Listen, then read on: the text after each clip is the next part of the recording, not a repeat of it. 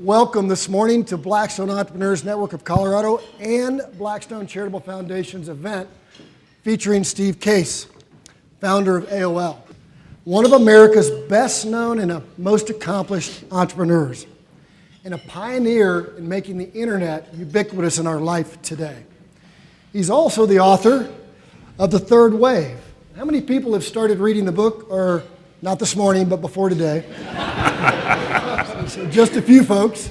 So that's going to be great because Steve's going to share a lot more about the book this morning through some Q&A. Steve's entrepreneurial career started in 1985. Certainly, Steve co-founded America Online, or what we all know as AOL, in 1985. Under his leadership, AOL became the largest and the most valuable internet company during that period, to the tune of a return on investors 11,616% return on shareholders.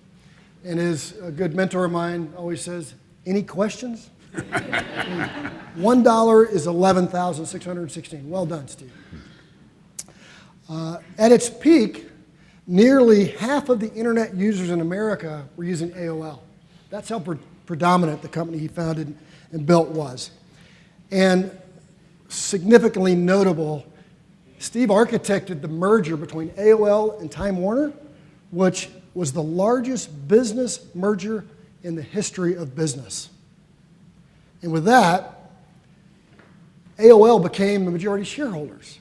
Quite an accomplishment. Today, Steve is the chairman and CEO of Revolution, an investment firm headquartered in DC, and they spend a lot of time partnering with visionary entrepreneurs with a significant focus on built-to-last companies. And we're going to learn more about what that means to Steve and his organization this morning.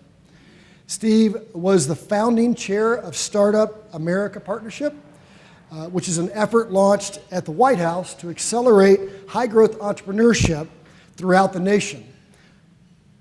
He's also a presidential ambassador for the Global Entrepreneurship and was a member of President Obama's Council on Jobs and Competitiveness, where he chaired the subcommittee on entrepreneurship. Steve is also the chairman of the Case Foundation, a foundation that he and his wife Jean developed in 1997. They founded it in 1997.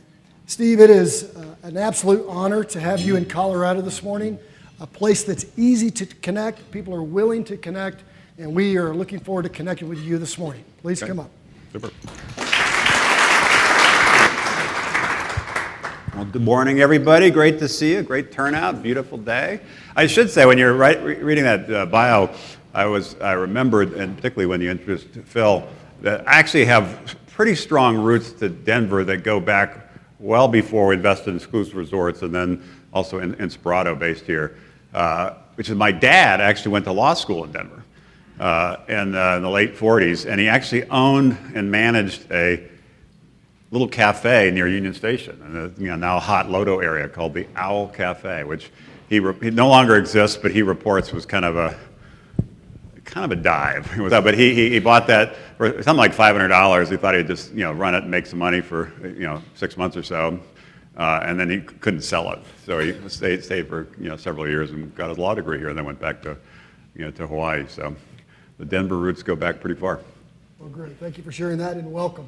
Thanks. So could we start this morning with you sharing some context around your, is it nurture, is it nature, around your entrepreneurial energy, you and your brother Dan, and maybe take us forward up into when you discovered Alvin Toffler's book, which made such a big impact in your life.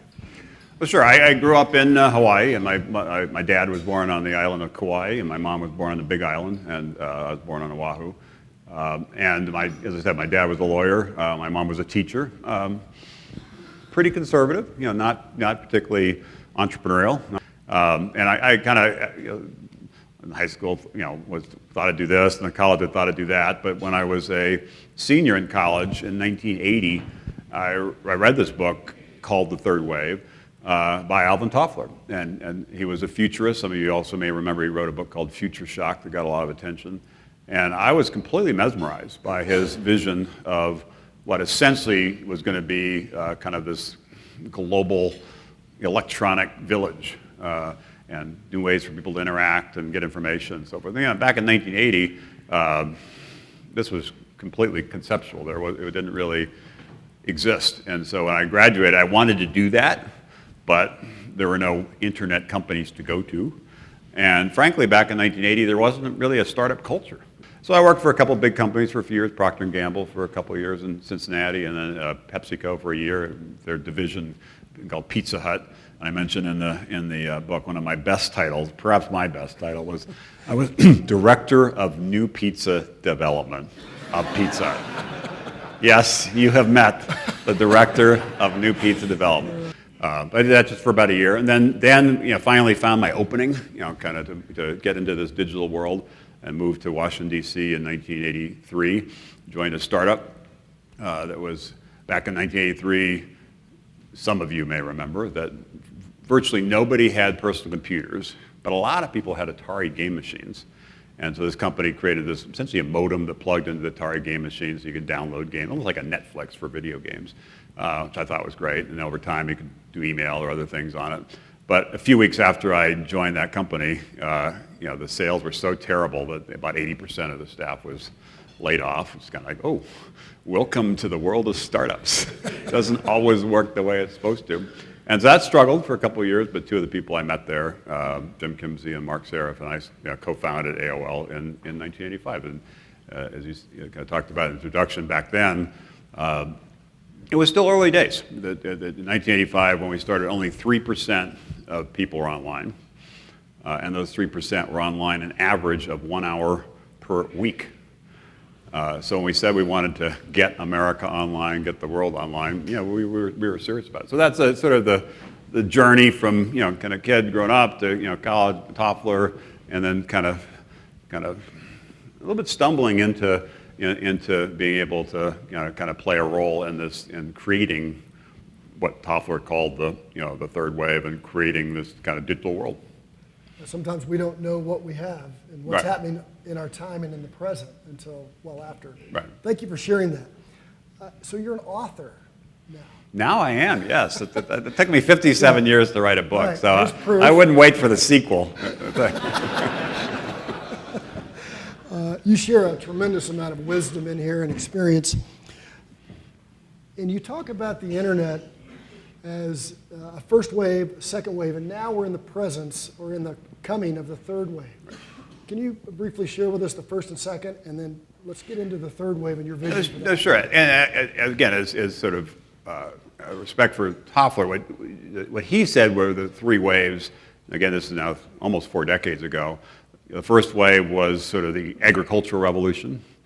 The second wave was kind of the industrial revolution, and the third wave he was predicting was essentially be the technology revolution, the digital revolution. So what I was thinking about, I was thinking specifically about the internet and the three waves of the internet. And that first wave was building the internet. The second wave was been building apps and services on top of the internet. And the third wave is really integrating the internet in seamless and pervasive ways throughout our lives. And the process changed some pretty fundamental parts of our lives, like healthcare and education and energy and transportation, food. So just a little more color on these ways. As I mentioned, when we got started 31 years ago, only 3% of people were online. There's a reason why only 3% of people were online. Most people did not have personal computers. Most people had personal computers, did not have a modem. Some of you may remember back then you had to go to the peripheral section of the computer store to get something to connect your computer. It was viewed as peripheral, non-essential. If you were able to, kind of get the modem and the PC working, using the communication software to get connected was pretty hard to use and was pretty intimidating for most people. If you got through that and actually got online, typically it was about $10 an hour to be connected. And then if you went through all those steps, there actually wasn't much to do online. There wasn't really any content yet, and there was no people, so there was no one to talk to. And so it really took a while, and one of the lessons for me was the importance of perseverance. It really took us a decade before we really got traction. We were the first internet company to go public in 1992, as you mentioned, and we've been at it then 7 years, and we had 184,000 customers after 7 years. We went public and raised $10 million, and the valuation of our company that day was $70 million. And on the roadshow, the IPO roadshow, most institutional investors were pretty skeptical. It's like, I don't get what you're talking about with this online thing, this internet thing. All I know is you've been at it for 7 years and you only have 184,000 customers, so it obviously is a kind of niche hobbyist thing. But 7, 8 years later, when things kind of came together, a lot of the things that I talked about earlier got addressed. It really accelerated. We went from 184,000 customers, and 7 years later had 25 million customers, and went from the 70 million market cap to $160 billion market cap. So the that first 7, 8 years were slow, and it was tough, and it was a slog. Then things finally took off. So that was one of the key lessons. And another one was the importance of partnership. That we could not have been successful at AOL without, we actually literally had like 300 partners, communications companies, hardware companies, software companies, media companies, tons of partnerships, and everybody had to do their part to kind of stand up the internet, create things that were useful and compelling and so forth. And policy was also important. That when we started in 1985, it was illegal for consumers or businesses to connect to the internet. So when you look outside the free states and you talk about partnerships, what would you challenge Fort Collins, Boulder, Denver, Colorado Springs? What are the partnerships, the components we must put in place to attract and develop the best and brightest? Well, first of all, my sense is the momentum here is pretty strong. So as I visit different cities, there's some that are obviously the top, like the Silicon Valleys and New Yorks are kind of rocking. There's sort of the second tier and a third tier and fourth. I'd say you're probably in the second tier now. You sort of there's a momentum here versus 20 years ago is pretty strong. A critical ingredient, arguably the most critical ingredient, is this network density, creating more connections within communities. I'm often surprised when I'm traveling around how many interesting things are being done by interesting people and interesting groups, but there's actually not a lot of understanding within the community what's happening. Part of the reason when we do these Rise to Rest road trips, we do it on a bus. Partly it gets more attention, it's sort of Americana road trip kind of thing. It's also actually a convening platform in each city. We'll get CEOs of the larger companies, the mayor, the governor, the startups, the university president, just get a bunch of press, get a bunch of people on the bus talking to each other. And often, much to my amazement, there are people who've been doing great things for 5 or 10 years and other people didn't know about them. So creating those connections and network density and thinking of it as a broader region, just as you did. It's not Denver versus Boulder versus Colorado Springs. People are going to look at this as a region, just as in D.C. where I live. It's D.C. and Maryland and Northern Virginia is really what people are thinking of. So having that kind of unified approach, I think, is critically important, number one. Number two, do a better job of curating for investors. There are investors that are certainly Revolution, but many others who are interested in investing in this region, but don't necessarily know where to start. So depending on what sectors they're interested in, energy versus food versus whatever, or depending on what stage, kind of seed, venture, growth, figuring out some way, to help point them in the right direction. So if they actually are willing to get on a plane and spend a couple days here, it's a constructive use of their time. Third is the talent issue, and how do you make sure you're keeping as many people as you can here and luring other people back, particularly this boomerang, identifying people who went to school here, who grew up here, who are in other places, and trying to figure out a message. Why now is the time to come back. And the last one, again, I think it's going better here than most places, is make sure that some of the people that really could make a difference, whether it be the leadership of major companies or people with family money, aren't sitting on the sidelines. That they view that the future of this community is in part based on the investments made today in these little tiny startups. They're kind of like the seed corn that can be predictive of the community 25 years from now. So if there's a vibrant startup scene, because the data from the Kauffman Foundation is pretty compelling. All the job creation in the last 3 decades come from young high growth startups, not from small business, not from big business.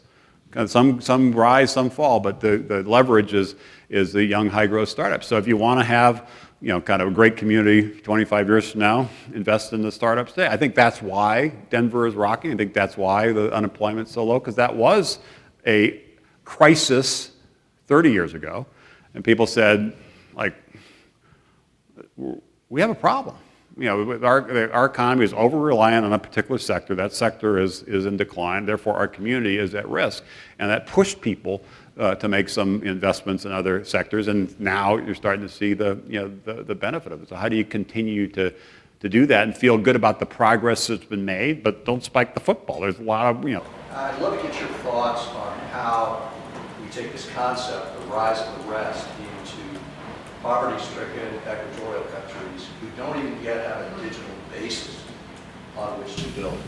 No, I totally agree. And I have a bias in terms of my main focus actually is investing through Revolution. If there are any great entrepreneurs with great companies, love to invest more in Denver. And then my second focus is on doing what I can to make sure we remain the most innovative entrepreneurial nation. So a lot of these initiatives and some of the policy work are designed to do that and to lift up more communities within the country and level the playing field so we have a more inclusive approach to entrepreneurship.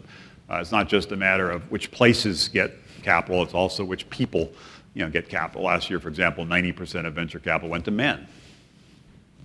Don't understand that. People of color generally don't have access to capital. So that's the main kind of focus within the country. But I totally agree with you, and I have spent a little bit of time, and I'm what they call this presidential ambassador for global entrepreneurship. So last summer I did spend a couple weeks in Africa, and what's happening in Kenya and Ghana and Nigeria is remarkable. And I think that's a region that is shifting quickly from Africa as a problem that needs government and philanthropic support to Africa as an opportunity that's open for business, and there's a lot of innovation, a lot of entrepreneurship happening there, which in some of the things that people are coming up with are really fascinating technologies that they would only be thinking about if they were living in those conditions, a rural village and farming or things like that. And some of those will end up being global solutions. We also, through our foundation, my wife Jean helped lead, probably 5-6 years ago, an effort to create a venture capital fund in the West Bank, with a belief that maybe the only sustainable path to peace in that difficult region is creating more hope and opportunity. And so they funded a number of companies in Ramallah and other places, and a bunch of folks like Google and Cisco and others were part of that venture fund.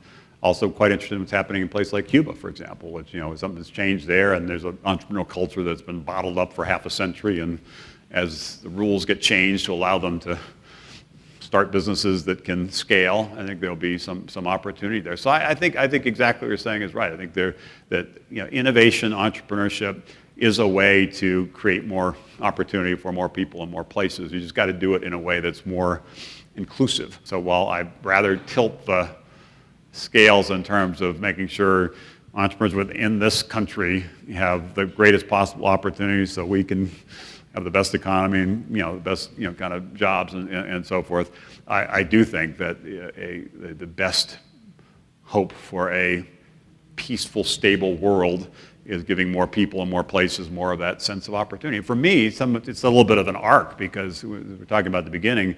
Part of my passion when reading that Toffler book in 1980, and part of my interest in AOL in 1985, was essentially leveling the playing field and democratizing access to information.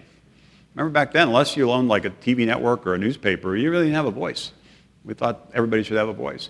Now our focus is more democratizing access to opportunity, in part by leveling the playing field and democratizing access to entrepreneurship, whether it be places within this country that don't get enough help and attention, or places around the world. My question is related to innovation and education. So we talked a lot about the relationship between community and government and businesses, and in order for there to be true innovation to be successful from an education perspective, we need to restructure government incentives and the way that we handle teacher compensation and the ability of the public school system for them to actually affect. I totally agree with that. And again, I'd say there's a discussion at more the national level, and then there's the discussion more at the local level. And then I think in general, government needs to make sure they're not just focused on keeping bad things from happening, but enabling good things to happen. It's a different kind of mindset. One place to look that I think is remarkable what's happening there, and might be the model home for education and ed tech, is New Orleans. You know, what happened in New Orleans is quite fascinating because, as you probably know, 10 years ago, it was completely devastated by Katrina. You know, it was a terrible, terrible thing. But because of Katrina, they basically decided to reboot their school system. Prior to Katrina, only 30% of their schools had passing grades, of the schools had passing grades. So they decided to kind of build a charter network of schools, attract a lot of people, including Teach for America, you know, people to come to New Orleans. And as a result of that reboot, that restart, those schools are much more interested in trying things and much more willing to trying things than most places. As a result, there's now dozens of ed tech companies, including some started by former teachers, that are now creating, you know, kind of different software and services, and those schools are piloting them more rapidly, and then other places around the country are then saying, well, that's working there, and you know, maybe it can work here. So you're right, at the overall level, how do we incent more innovation and get rid of some of the things that block that, the red tape and so forth. But in particular, how do you figure out places within the country where you can actually get more traction more quickly, and then have those success stories inform, you know, other people. But it's going to require more of the technologists to figure out ways to constructively engage, because many don't want to do that. They don't want to deal with the policy, they don't want to deal with the partners, so their focus really is on apps and services that don't have any connection to the classroom. It's really more about the learning in the cloud as opposed to the learning on the ground. And I think getting more focus in this third wave about how do you reimagine classroom learning. And some of the things in New Orleans that I think are encouraging is a recognition that there are different kids who have different learning styles. Some are more visual learners. Some just need more time to absorb things. So more personalized, adaptive approaches to learning should work better for most kids in many subjects.